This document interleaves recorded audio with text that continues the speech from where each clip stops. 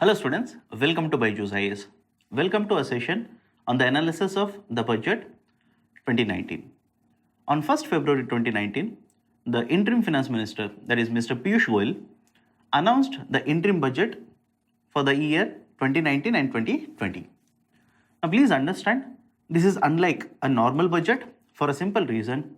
Government of India in every financial year presents the concept of an annual budget or union budget.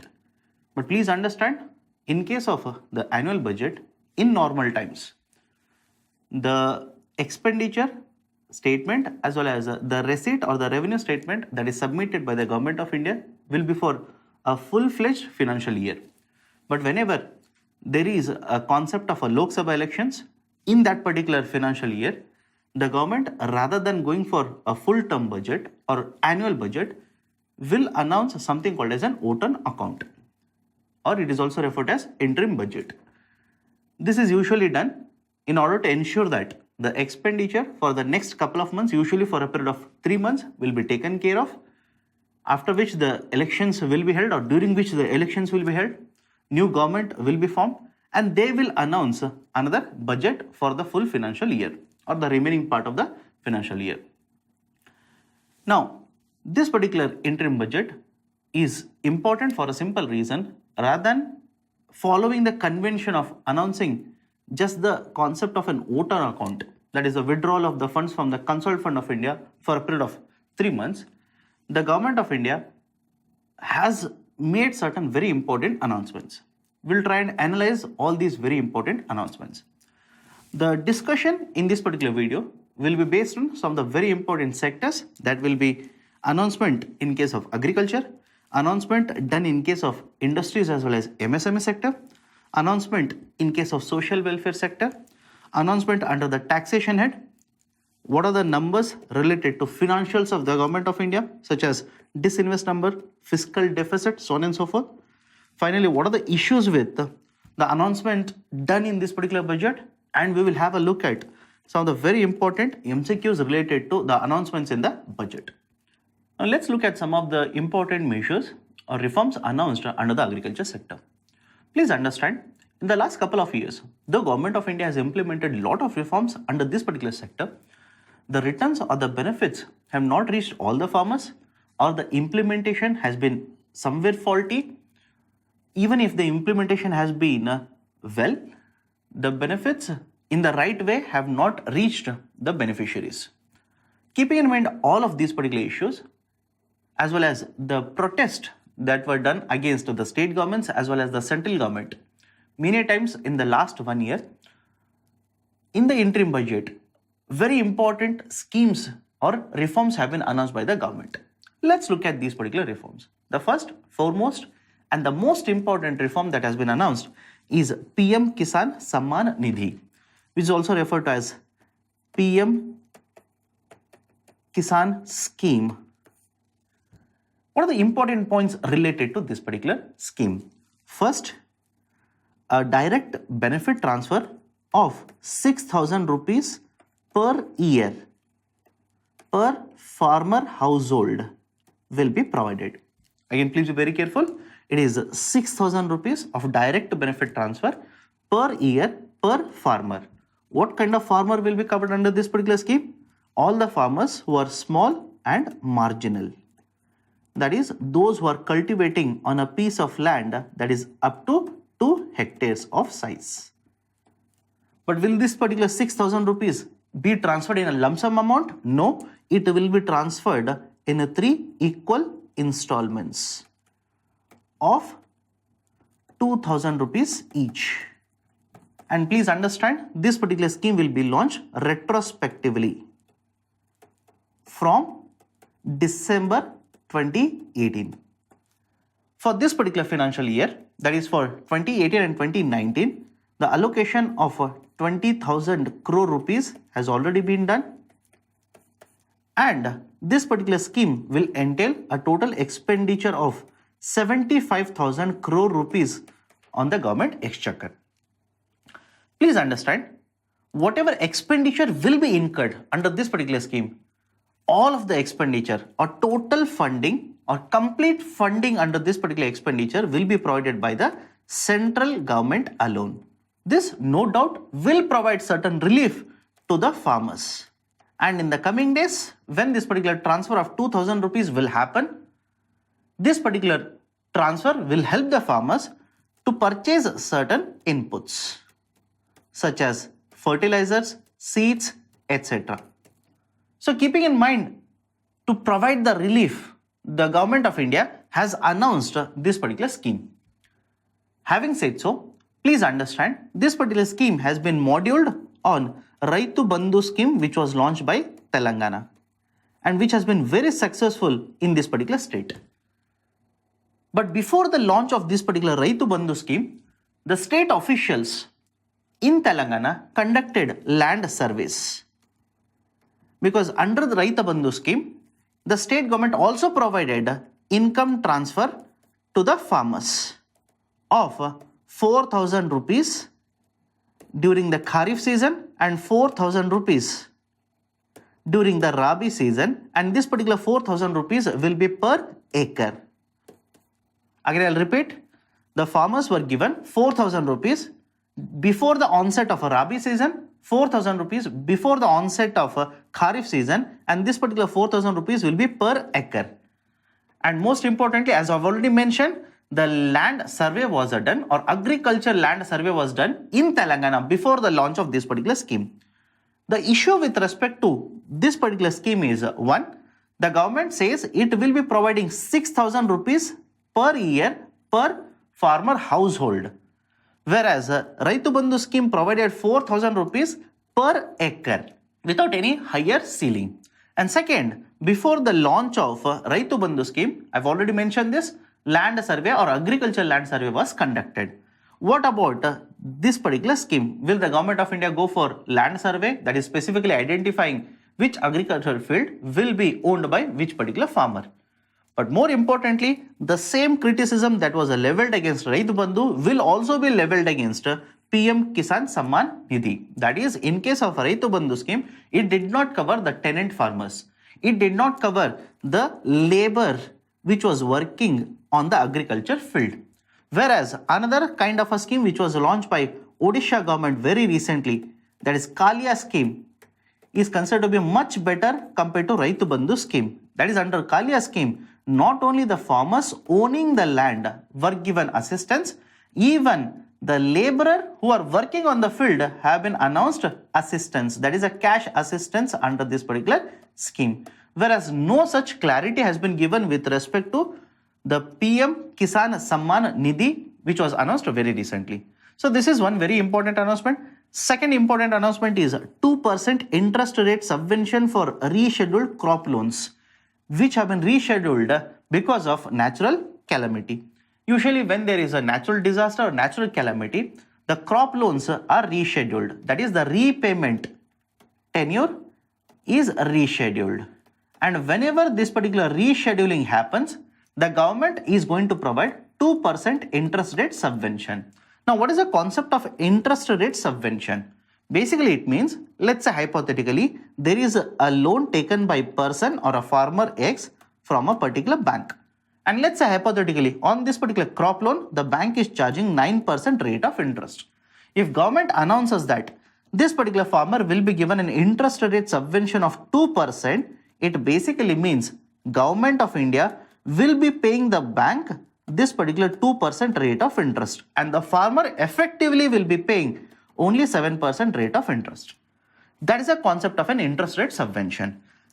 Upon this particular 2% interest rate subvention, the government also has announced that if the repayment is timely done, that is, if the farmer, upon rescheduling of the loan, makes a timely repayments, a further interest rate subvention of 3% will also be provided. That is, if a crop loan is taken because of a natural calamity, it is rescheduled, and the farmer makes a timely repayments, he will end up paying an effective rate of interest of only 4%, because 5% interest rate subvention will be provided by the government. That is another very important announcement.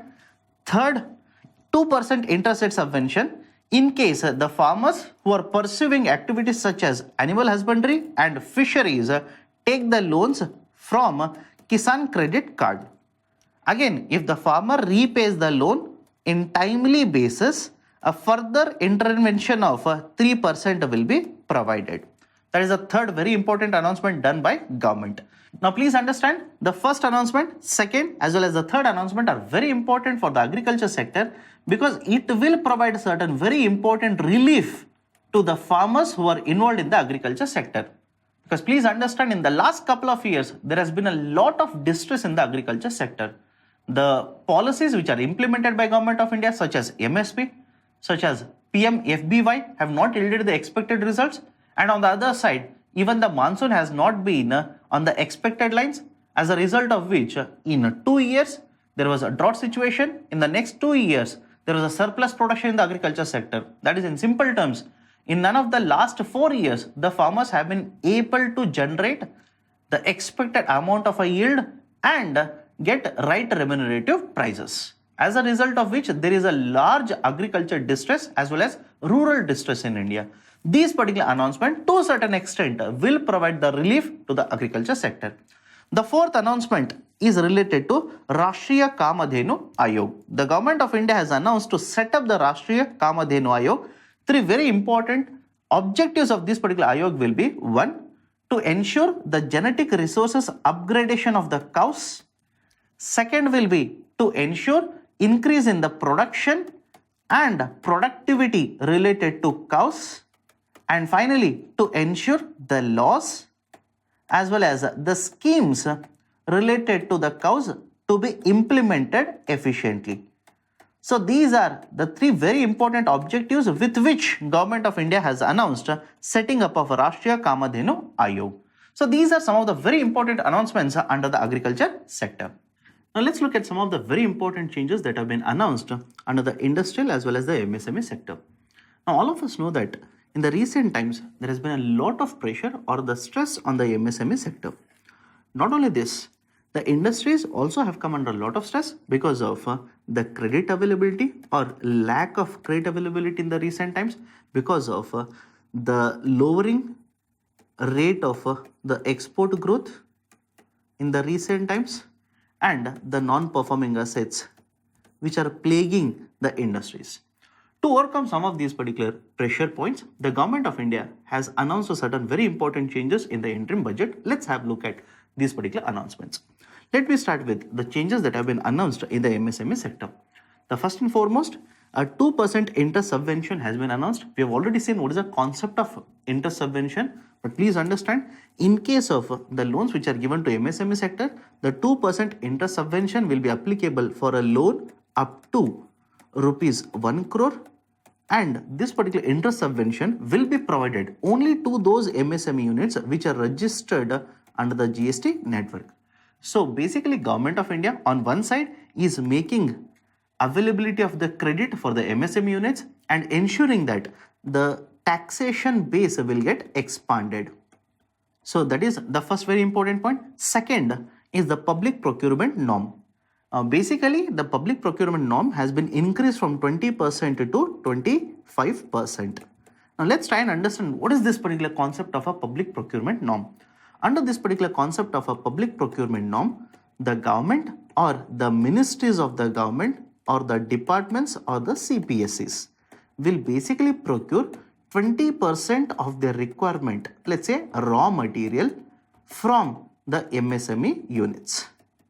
This will basically ensure that there is a market for MSME units. Second, it will ensure that despite having a lower slowdown in the exports, the MSME units can sell their products in the domestic market. So basically, this is a concept of a public procurement norm. Earlier, the requirement was 20%, that is 20% of the requirement of, let's say, raw material, they were supposed to source from the MSME sector. This has been increased to 25%. Third very important announcement is all the CPSCs will be brought on the GEM, that is the Government E-Marketplace. Let's try and understand what is this particular concept of a GEM, that is a Government E-Marketplace. Now, basically, what happens in Amazon is this. Amazon is a marketplace wherein the sellers will get their produce listed and the buyers will buy as per their requirement. Same concept you apply it to the concept of a government e-marketplace. Government e-marketplace is nothing but it's a platform which is used by government, that is the state government, the rural government, the central government, to purchase as per their requirement. And various units such as MSMEs will get their produce or products listed on the platform, and as per the requirement of the government entity, they will supply through this particular platform. This is a concept of a government e-marketplace. What is the advantage of having a concept such as GEM? This will lead to transparency in the system. The time that is required for tendering process and purchasing process will be shortened or will be reduced, and more importantly, corrupt practices will be controlled under this particular government e-marketplace. That is the precise reason Government of India promotes the MSME units being listed on the government e-marketplace. And not only this, the central government very recently in the budget has announced that all the CPSAs, that is central public sector enterprises, will get listed on the government e-marketplace. That is, their requirement will be sourced from this particular government e-marketplace. This will ensure that transparency will be maintained, and this will ensure that the market for these particular producers will be made on this particular GEM. So this is the third very important announcement that has been made by the government. Apart from this, there has been certain announcements with respect to artificial intelligence. Now please understand, artificial intelligence is part of something called as Industry 4.0. Very recently, Niti Aayog has come out with the policy document, that is a New India at 75. Under this particular policy document, one of the chapters is related to the concept of an Industry 4.0. Industry 4.0 basically refers to the technologies such as robotics, artificial intelligence, machine-to-machine communication, etc. And various experts have stated that emerging market economies such as India will have a lot of benefits if they start leveraging the technology under Industry 4.0. That is the precise reason the budget has made certain announcements with respect to AI, that is artificial intelligence. Under this particular heading of artificial intelligence, the interim finance minister basically stated that a national center will be set up, centers of excellence will be set up, 9 priority areas have been identified under this particular idea of an artificial intelligence, and a portal will also be set up related to artificial intelligence. So these are the 4 very important announcements related to artificial intelligence. And finally, under this particular heading of industries as well as MSME units, the DIPP, Department of Industrial Policy and Promotion, will be renamed as Department for Promotion of Industries and Internal Trade. So these are some of the important announcements under the heading of industries as well as MSME units. Next, let's have a look at the announcements done under the social welfare. First, the government has announced a pension scheme for the workers in the unorganized sector. That is, a social security welfare scheme has been announced in the name of Pradhan Mantri Shramyogi Mandhan. Basically, under this, the workers which are belonging to unorganized sector, which are above the age of 18 years, will have to make a monthly payment of 55 rupees, and those who attain the age of 29 will have to make a monthly payment of 100 rupees. And the contribution done by these particular employees or workers will be matched by the central government.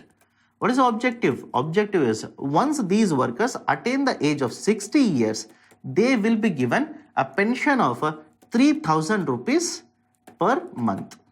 Now, this is the scheme which will provide the social security benefit, that is the pension, to the workers belonging to unorganized sector. This is a very important scheme announced by the government. Next, the government announced that 1 lakh villages will be made digital villages in the next 5 years. Now, the concept of a digital village is that village which will provide the benefits such as voice as well as data connectivity. But please understand, this particular voice as well as data connectivity should be reliable, should be affordable. If all these conditions are met, these villages are called as digital villages. The interim finance minister basically stated that in the next 5 years, 1 lakh villages will be made as a digital villages. Apart from this, 22nd aims will be set up in Haryana, and under Ujjwala Yojana, the initial target was to provide 5 crore LPG connections to the households. This over a period of time has been expanded to 8 crores, and very recently, that is in this particular fiscal itself, the government has basically stated that all the poor households will be covered under this particular concept of Ujjwala Yojana. Under this, basically a subsidy is provided to the identified beneficiaries, that is the households, which will be used by these particular beneficiaries to get LPG connection. So as per the data which was given during the presentation of the budget, 7 crore households have been provided the connection or the subsidy under this particular scheme. So these are some of the very important announcements done under the social welfare. Next, very important changes under the taxation head. The first and foremost is the taxation rebate. Now please understand, the announcement that was done by the finance minister was that a tax rebate for individuals whose taxable income is up to 5 lakh rupees will be provided. Let's unpack this particular announcement. First and foremost, what is a rebate? A rebate basically means a refund. That is, if your taxable income, again I'm using the term taxable income. This is different from the term income. Please understand, a person X might have an income of 5 lakh rupees, but if he takes 1 lakh rupee out of this and invest in a PPF, Public Provident Fund, in a particular financial year, then his taxable income falls down to 4 lakh rupees. So basically that is a concept of income as well as a taxable income. So taxable income up to 5 lakh rupees, they will be given a refund of a taxes that they have paid. Please understand, under the income tax slabs, any income or a taxable income up to 2.5 lakh rupees, no tax will be imposed. From 2.5 lakh to 5 lakh rupees, the tax or the income tax rate will be 5%. Above 5 lakh up to 10 lakh, the income tax rate will jump to 20%, and above 10 lakh rupees, it will be 30%. Again, I'm just taking the flat rate.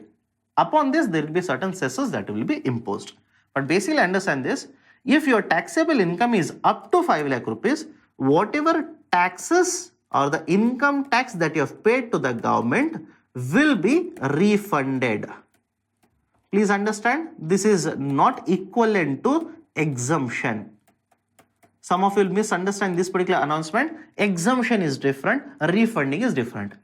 Exemption would simply mean you need not have to pay any income tax. But in case of the announcement done in this particular interim budget, government is saying pay the income tax. We will provide the refund of this particular income tax. This is a very important announcement for a simple reason.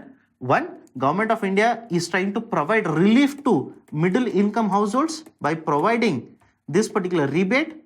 And please understand, this particular rebate will be provided only to those households whose taxable income is up to 5 lakh.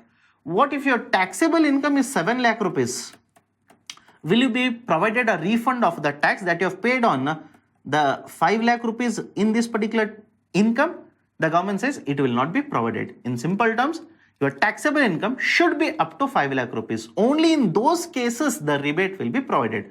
So basically Government of India is targeting the medium income households, not the households which are earning a taxable income of more than 5 lakh rupees. That is the first one. And second, by providing rebate, basically Government of India says tax base will remain the same. I can understand this.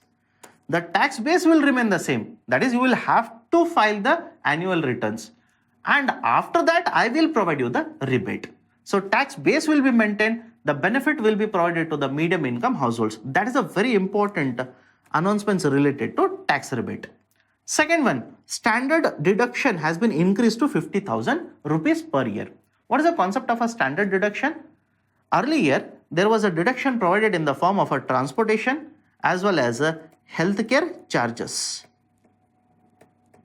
Annually, you could simply deduct a flat amount of around 34,200 rupees from your taxable income. That is, let's say my taxable income is 5 lakh rupees. Out of this, before I pay any income tax, I will basically deduct 34,200 rupees, and whatever income is left out as per the slab, I will pay the income tax. So the government basically abolished this kind of a deduction and replaced this with a standard deduction. And please understand, earlier also there was this particular concept of a standard deduction, but it was abolished and replaced with this particular kind of a deduction. So basically government in the last year's budget introduced a deduction or a standard deduction of 40,000 rupees per year. This year this has been increased to 50,000 rupees per year. That is the second very important announcement. Third one, TDS threshold on the interest earned on the bank or post office increased to 40,000 rupees. Earlier it was how much? 10,000 rupees. Now let's try and understand this particular announcement. Let's assume there's a person X who has kept either one or more than one fixed deposits in a bank. And in this particular financial year, if the interest earned either through one fixed deposit or multiple fixed deposit, if the interest crosses more than 10,000 rupees, then there will be a tax deduction at source by the bank. What is the concept of a tax deduction at source? The bank itself will deduct this particular tax, keep it with itself, then transfer it to Government of India. This is the concept of a tax deduction at source. So basically earlier, if your income or the interest earned on the fixed deposits crossed more than 10,000 rupees in a financial year, on the full interest, there will be a tax deduction at source. If you provide the PAN details to the bank, then the TDS rate will be 10%. If you don't provide the PAN details to the bank, the TDS rate would be 20%. Now, this particular threshold of interest has been increased from 10,000 rupees to 40,000 rupees. That is a very important announcement. Now, please understand the first point, second point, as well as the third point will provide a huge benefit to the medium income households, to the pensioners, in simple terms, the common man. The next fourth announcement, very important, rollover capital gains expanded from one house to the second house. Let's try and understand this particular announcement. Let's assume you own a house. You purchased this particular house in the year 2010 and you sold it in the year 2016. Just hypothetical numbers. Obviously, when you purchase the house, let's say the price was X rupees, and when you sell the house, the price that you obtain will be Y rupees. And when you sell the house, you expect the Y to be larger than X. And higher the difference, that much benefit for the seller. Now, please understand the difference between this. I call this as profit, but the tax authorities call this as capital gains. Again, the whole concept of capital gains is very exhaustive. Let's not enter into that. But basically, whatever profit I've earned, the tax authorities call it as a capital gains, impose a tax on this particular capital gains. But there is an exemption. What is the exemption? If this particular capital gains is up to 2 crore rupees and you use this particular capital gains in a residential property, that is, you purchase a residential property, then the tax authorities basically say, I will not impose and collect a tax on this particular capital gains. Have you understand this particular concept? I own a house, I've purchased it long back, or it's an ancestral property, I've sold it in the market, I've made certain profit, which is nothing but the capital gains. The government will collect a tax on this, which is called as a capital gains tax. But if I use this particular capital gains, which is up to 2 crore rupees, in purchasing of another residential property, the government or the tax authorities will not be collecting any kind of a capital gains tax from me. This is called as a rollover capital gains. Until now, it was applicable only for the first house. Now, the government has expanded this particular benefit even if you purchase a second house. But please understand, it will be applicable only once in a lifetime. You cannot keep on selling and purchasing every now and then and expect the benefit to come to you. Once in a lifetime, you can get the benefit of rollover capital gains even in the second house purchasing. That is a very important announcement. The next announcement is that TDS threshold on rent will be increased from 1.8 lakh rupees per annum to 2.4 lakh rupees per annum. And a very important announcement was with respect to verification and assessment of IT returns. The finance minister stated that in the next 2 years, the verification and assessment that will be done having an anonymity, and the assessment and refunds will be provided within 24 hours. Now, what is this particular concept of anonymity? Basically, it states that to reduce the harassment and the interface between the assessee as well as the tax official, in the next 2 years, who is filing the tax returns and who is assessing, there will be no physical interface between both of them. The assessee will not come in contact with the tax officer who is evaluating this particular assessment, and the refunds will be provided within 24 hours. So this is another very important announcement done under the tax changes. Let's look at some of the very important points related to financials. First, disinvestment target has been increased to 90,000 crore rupees for the financial year 20. For financial year 19, the target was 80,000 crore rupees, of which around 36,000 crore rupees has been collected by the government as per the latest report. And in the next 2 months, or the left out 2 months in this particular fiscal, the government needs to collect 44,000 crore rupees. Again, there are various experts which have raised concerns with respect to this particular number. They say that around the election period, it is very difficult to achieve this particular disinvestment target of 44,000 crore rupees. And if this is not achieved, again, there is a problem with respect to fiscal deficit number, which is next, we will take it up. But please understand, the disinvestment basically means that the government ownership in CPSEs will be reduced.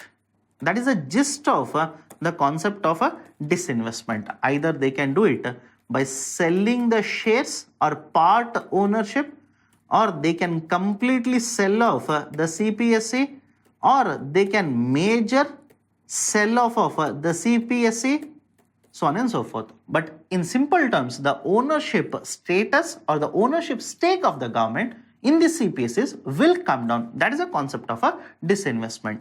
Next year, the target, as already mentioned, is 90,000 crore rupees. Next, the fiscal deficit target has been revised to 3.4%. Now, please understand, the budget estimate was a 3.3%.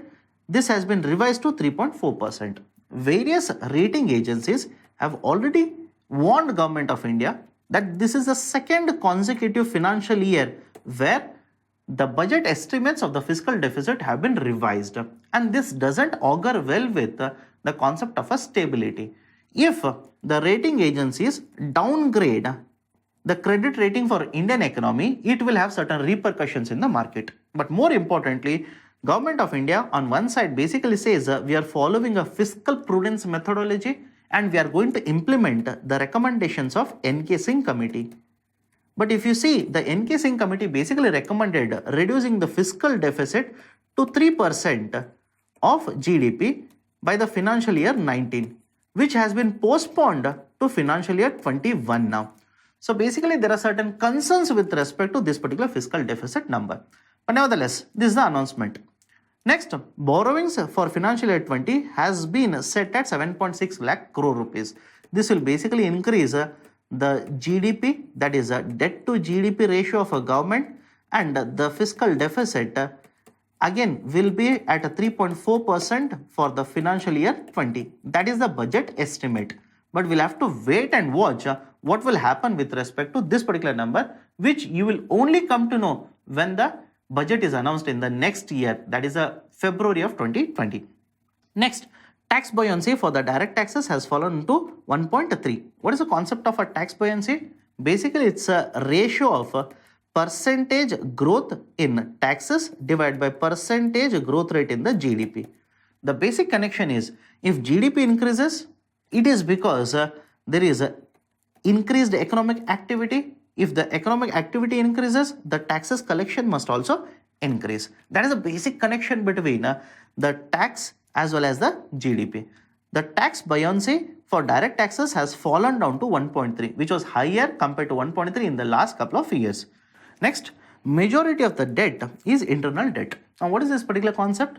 The total borrowings are done by the government could be in the form of external debt as well as the internal debt. A favorable feature for any of the economy is if the majority of the borrowings are done in the form of an internal borrowing. Because please understand, internal borrowings are usually done in rupee format or in rupee form by the government of India. Repayment of a rupee is easier. The resources can be raised by government of India as per the need. Basically, the internal debt, that is out of the total debt to GDP ratio of around 46%, more than 36% of the debt is in the internal form. This is a favorable feature for Indian economy. So these are some of the numbers related to financials. Next, what are the other announcements? Just let's go through this particular announcements. One, more than 76,000 crore rupees has been allocated for the welfare of SCs and STs for financial year 20. 7 lakh crore rupees has been allocated in the form of food subsidy. 60,000 crore rupees under Manrega scheme, which has been criticized by various experts already. Single window clearance will be provided for the film making for the Indian filmmakers. This particular concept of a single window clearance was already available for the foreign filmmakers. What is the concept of a single window clearance? It basically means rather than running from one ministry to another ministry, one department to another department to get these clearances, a single authority is available to which you will have to apply. From that particular source, you will get all the clearances. That is the concept of a single window clearance. Provision will be introduced under the Cinematography Act, which will be done to combat piracy. So these are some of the very important announcements. Now, what are the issues or concerns which have been raised with respect to the announcements in the interim budget? One, we have already seen this. There has been certain issues raised with respect to revision of the fiscal deficit. Various credit rating agencies have already stated that this is for the second consecutive financial year where there has been a revision of the budget estimates in case of fiscal deficit. This does not bode well with the idea of having a stable credit rating for Indian economy. Please understand, if credit rating agencies go for a downward credit rating which will be provided for Indian economy, this will basically mean borrowings will become costlier for Indian borrowers. That is, let's say an Indian company which wants to borrow, now it has to pay a higher rate of interest. So basically it will not bode well with this kind of an revision in the fiscal deficit. Second, the direct income support scheme has been announced, that is a PM Kisan scheme has been announced by the government, but under this farm laborers have been neglected. But having said so, please understand, one of the very important outcomes that can be expected in the coming days out of this kind of a direct income support to agriculture sector is that very recently we have come across USA approaching WTO and complaining against the subsidy regime of government of India, be it related to the export sector or be it related to agriculture sector. One of the very important complaints which has been raised by US against India's subsidy regime is related to agriculture sector. That is the MPS given by Indian government for rice and wheat. Basically, US has countered the subsidy regime of agriculture in India, stating that the subsidy which are given for rice and wheat in the last couple of years, that is specifically between 2010 to 2013, have crossed more than 60% of the price of the agriculture production, which should be not more than 10%. Now, one of the ways of countering this kind of an argument or this kind of a criticism is provide direct income support and cut down on programs such as MSP. Again, it is one objective that could be followed by Government of India in the coming days. Whether it will be done or not, you will have to wait and see. But more importantly, the concern is farm laborers are getting neglected. Next, defense allocation, though it has been stated that it is 3 lakh crore rupees, once accounted for depreciation will be lesser than the allocation done in the previous fiscal. Please understand, rupee has depreciated by a huge extent in the fiscal year, and as a result of this particular depreciation in the rupee, it basically means the dollar terms, or when this particular allocation is converted into dollar terms, this allocation is lesser than what was allocated in the previous fiscal. And you might ask me a question, sir, why should you convert from rupee to dollar in case of a defense? Please understand, India is one of the largest importer of weapons. And since you are one of the largest importer of weapons, the conversion has to be done from rupee to dollar when you make this kind of a comparison. That is one more point. Next, the tax to GDP ratio. India's tax to GDP ratio is 17%, one of the lowest amongst the BRICS economies, whereas China has got it around 22% and South Africa it has around 27%. In Brazil, it is more than 30%. Very recently, the report of Niti Aayog basically states that the tax to GDP ratio has to be increased to 22% by financial year 23. Whereas by providing a benefit such as rebate, basically the tax collections will come down. If the tax collections comes down, the tax to GDP ratio cannot be increased. Next, the government of India has announced a huge amount of support schemes or welfare schemes under this particular interim budget. But the question is, what is the source of the receipts? That is, from where will the government of India get this kind of a revenue? Now, although this particular criticism has been raised or the concern has been raised, government of India has clarified that it expects the tax receipts to increase in the coming fiscal. In the previous fiscal, the tax receipts increased by 17%. And in the financial year 17, the tax receipts increased by more than 12%. So basically, government of India is expecting this particular tax receipts to increase by only around 13% or over 13% to meet this kind of a financing demand. Next, no provision has been made for recapitalization for the banking sector. Though majority of the issue that is plaguing the industrial sector as well as the MSME sector, the genesis of it comes from the banking sector. There has been no provision done in case of the recapitalization for the banking sector. But having said so, please remember this is an interim budget. Another budget will be announced once the new government comes to power after the Lok Sabha elections. There you may find some of the provisions or the announcements relating to recapitalization. So these are some of the issues or concerns which have been raised related to the announcements in the interim budget. Now let's have a look at some of the numbers, that is budget at a glance. Just have a look at these particular deficits. The fiscal deficit, the 3.4% revision has been done for 2018 and 2019, and again for the next financial year, that is financial year 20, the target which has been set up is again 3.4%. Revenue deficit will be 2.2%, maintained at the same. Effective revenue deficit will increase to 1.3%, and finally primary deficit will remain at 0.2%. So these are some of the deficit numbers. More importantly, let's look at what is the source of the revenue, what is the source of the expenditure. The revenue source is majorly corporation tax, income tax, the goods and services tax, borrowings and liabilities. Whereas the expenditure majorly will be done in the form of interest payments, will be in the form of the share of the taxes as well as the duties which will go to the states and the central sector schemes. These are the areas from where the government is collecting the revenues and spending this particular money. Apart from this, the government of India or the finance minister also announced Vision 2030, under which basically he has laid out 10 very important areas where the reforms will be implemented in the coming years. So just go through these particular 10 areas. So these are some of the very important announcements which were done in the budget. Having looked at these particular announcements, let's solve some of the questions. First question, which of the following authority has been proposed in the interim budget in order to enhance production and productivity of cows? The right option will be option B, Rashtriya Kamadhenu Ayog. Second question, consider the following statements about GEM, Government e-Marketplace. It was launched in 2016. Yes, it's correct.